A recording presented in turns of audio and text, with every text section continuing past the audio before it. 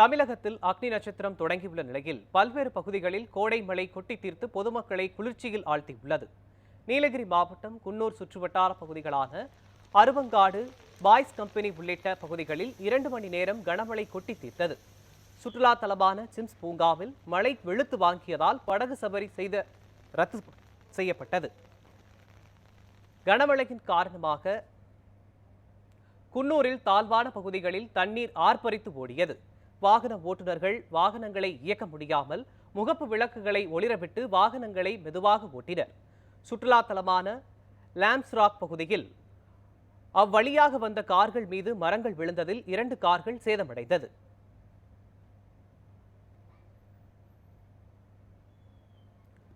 தருமபுரி அருகே பலத்த காற்றுடன் பெய்த கனமழையால் அறுவடைக்கு தயாராக இருந்த வாழை மரங்கள் முறிந்து சேதமடைந்தன.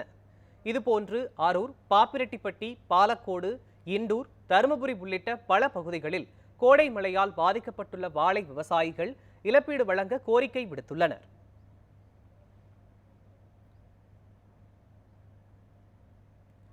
திடீர் கோடை மழையால் திருப்பூர் மாவட்டம் அவிநாசி மற்றும் அதன் சுற்றுவட்டார பகுதிகளான ஆட்டையாம்பாளையம், சேவூர், தெக்கலூர், கைகாட்டிப்புதூர், அணைப்புதூர், திருமுருகன்பூண்டி பகுதிகளில் பொதுமக்களும் விவசாயிகளும் பெருமகிழ்ச்சி அடைந்துள்ளனர்.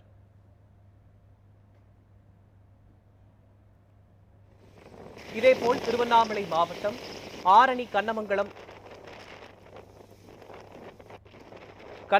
படவேடு, சந்தவாசல், களம்பூர், முல்லாண்டிரம் உள்ளிட்ட பல இடங்களில் சூறாவளி காற்றுடன் கனமழை பெய்தது.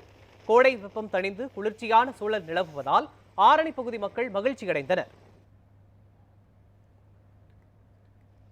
கோவை மாவட்டம் மேட்டுப்பாளையம் மற்றும் அதன் சுற்றுவட்டார பகுதிகளான காரமடை, சிறுமுகை உள்ளிட்ட பகுதிகளில் கனமழை பெய்தது. அறுவடைக்கு தயாராக இருந்த 10,000க்கும் மேற்பட்ட வாழை மரங்கள் சாய்ந்தன. இதனால் ஒவ்வொரு விவசாயிக்கும் 50,000 முதல் 1,00,000 ரூபாய் வரை நஷ்ட ஈடு வழங்க வேண்டும் என அவர்கள் அரசிடம் கோரிக்கை வைத்துள்ளனர்.